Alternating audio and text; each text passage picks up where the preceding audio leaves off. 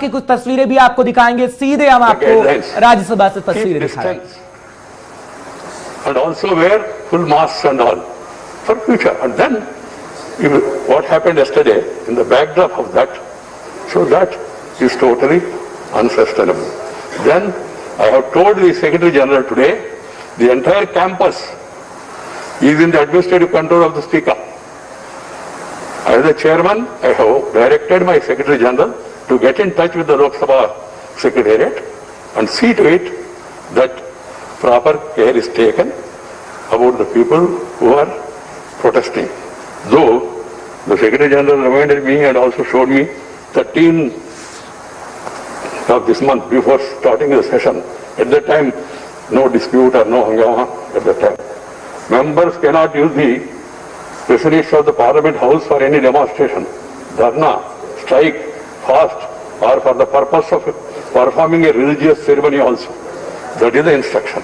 Keeping that instruction, I appeal to the members. तो बड़ी जानकारी लगातार हम आप तक पहुंचा रहे हैं, क्योंकि कांग्रेस के संसद के मानसून सत्र का बॉयकॉट दरअसल कांग्रेस ने कर दिया है। संसद की कार्यवाही में हिस्सा नहीं लेगी कांग्रेस, जो जानकारी हम आप तक पहुंचाने की कोशिश कर रहे हैं, क्योंकि राज्यसभा की कार्यवाही शुरू हो गई है। लेकिन इस बीच बड़ी खबर आपको बता रहे हैं, किसान बिल को लेकर कांग्रेस का विरोध प्रदर्शन लगातार जारी है, क्योंकि कांग्रेस लगातार जहां प्रदर्शन सड़कों पर कर रही है, तो वहीं पर सदन के अंदर भी कांग्रेस का प्रदर्शन जारी है और कांग्रेस ने मानसून सत्र का बहिष्कार कर दिया है।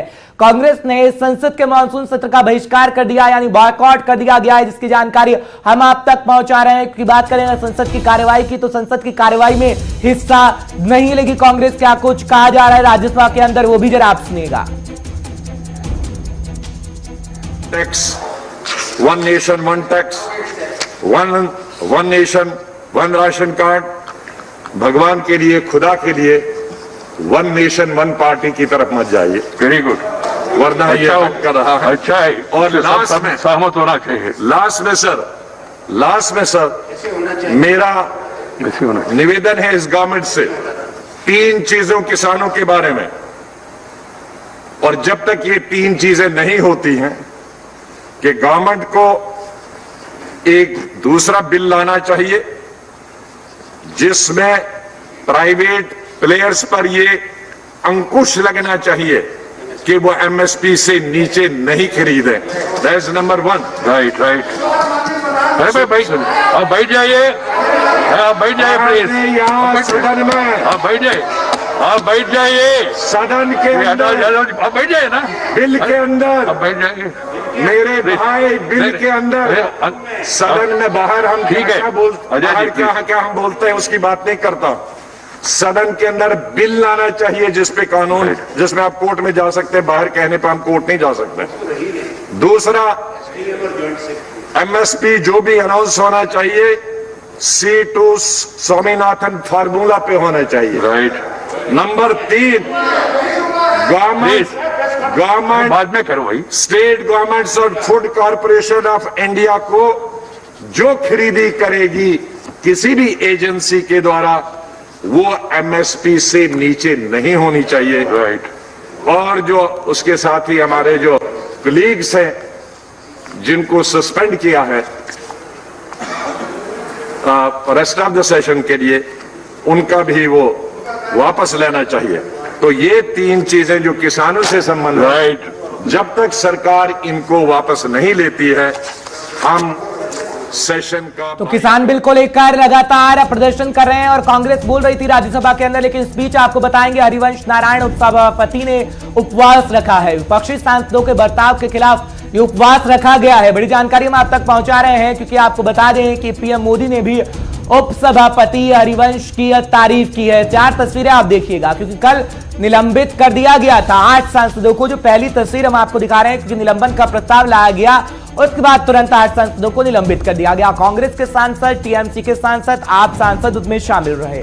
दूसरी तस्वीर आप देखिएगा, क्योंकि एक बार फिर कल राज्यसभा के अंदर हंगामा हुआ था, उसकी तस्वीर हम आपको दिखा रहे हैं, क्योंकि रात भर प्रदर्शन किया गया है। तीसरी तस्वीर में आप देख पाएंगे, जब राज्यसभा के अंदर हंगामा हुआ था, कांग्रेस के सांसदों का, तमाम जो विपक्षी सांसद हैं उनकी तरफ से हंगामा हुआ। उसके बाद रात भर धरने पर बैठे हैं संसद परिसर के में ये जो विपक्षी सांसद आपको नजर आ रहे हैं, जिसमें संजय सिंह है आप सांसद, साथ ही साथ अगर बात करें टीएमसी और कांग्रेस सांसदों की। चौथी तस्वीर आप देखेंगे जब उपसभापति ने आज सुबह सवेरे वहां पर पहुंचे उपसभापति और उन्होंने उन सभी सांसदों को चाय पिलाई है, जिसको लेकर प्रधानमंत्री नरेंद्र मोदी की तरफ से भी तारीफ की गई है। इसमें क्या कुछ प्रतिक्रिया है वो भी जरा आप सुनिएगा।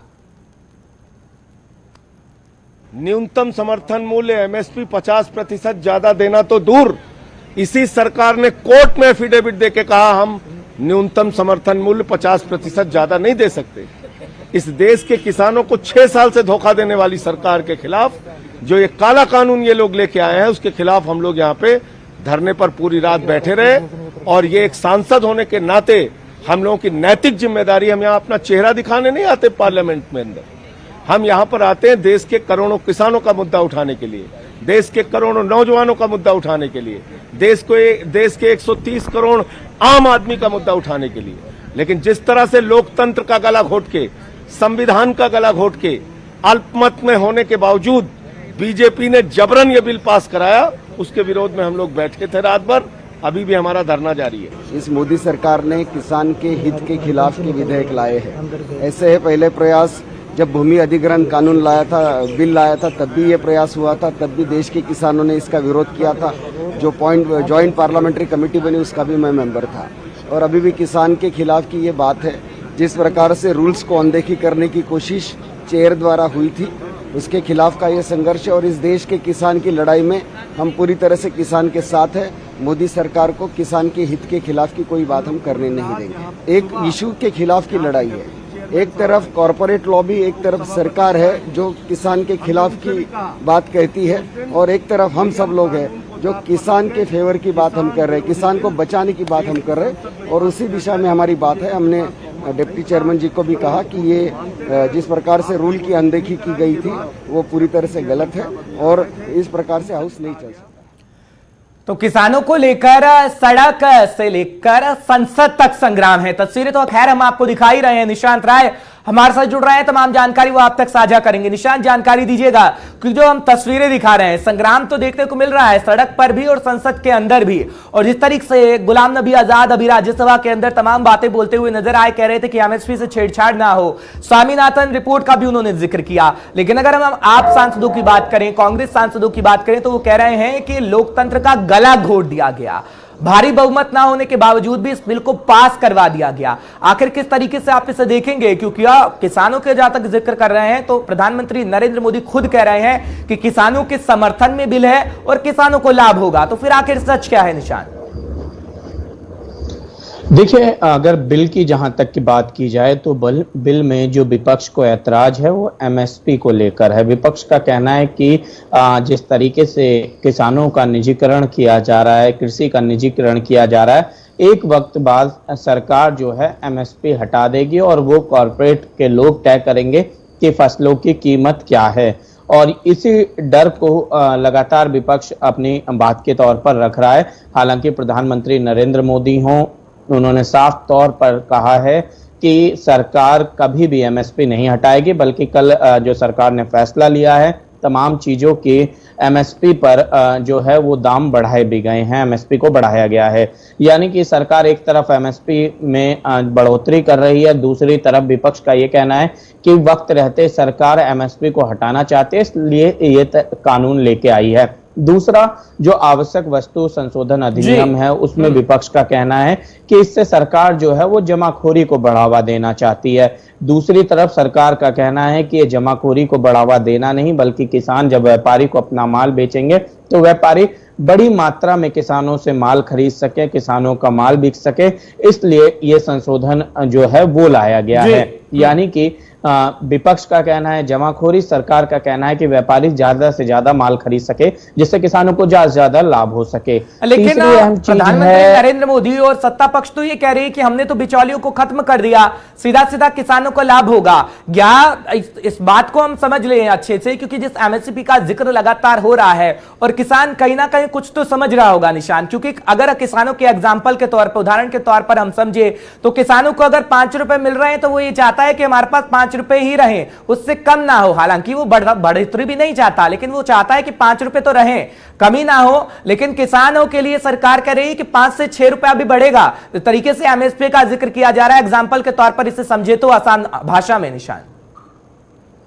देखिए, बिचौलियों का जिक्र एपीएमसी एक्ट को जो हटाया गया है, एपीएमसी 1965 का जो एक्ट है उसको हटाने पे कहा गया है। दरअसल 1965 में मंडियों का निर्माण हुआ था। मंडियों में आड़ती जो होते हैं वो किसानों से फसलें जो भी उनका उत्पाद होता है उसको खरीदते हैं और उसको व्यापारियों को बेचते हैं। अब आरटी जो हैं वो कई प्रदेशों में मनमानी करने लगे, अच्छे आलू भी बहुत सस्ते दामों पे लेने लगे, आलू की क्वालिटी बेकार बताकर, क्योंकि वहां पर बोली लगने का सिस्टम था।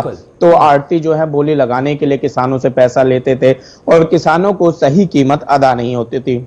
लेकिन दूसरी तरफ वो चीज जब बाजार में वो बेचा करते थे, व्यापारियों को जो बेचा करते थे, मान लीजिए किसान से 5 रुपए किलो आलू खरीदा जाता है, वो आलू आरटी जो है किसान से 5 रुपए किलो के हिसाब से खरीदता है, और जब व्यापारियों को बेचने का नंबर आता है तो 25 रुपए किलो के हिसाब से बेचता है। और जब 25 रुपए किलो के हिसाब से बेचता है व्यापारियों को, तो व्यापारी जब उसको आगे बेचते हैं तो 35 से 40 रुपए किलो उसकी जो कीमत है वो ग्राहक तक पहुंचती है। यानी कि 5 रुपए की चीज 40 रुपए में मार्केट में आ रही है और किसानों को लाभ शून्य हो रहा है। उसको 5 रुपए और जो उसकी लागत मूल्य है 3 से 4 रुपए आती है, यानी कि पर किलो उसको 1 रुपए का फायदा हो रहा है। फायदा कौन उठा रहा है? आड़ती। जिस बिचौलियों को सरकार हटाने की बात कर रही है, सरकार का साफ तौर पर कहना है कि अब किसान जो है सीधा आलू व्यापारी को बेचेगा। जो आरटी 5 रुपए से लेकर 25 रुपए का गैप था, अब वो किसान 15 रुपए में भी अगर व्यापारी को बेचेगा तो कि आगे आने वाले समय में इस बिल का कितना जो फायदा होगा वो किसानों को मिल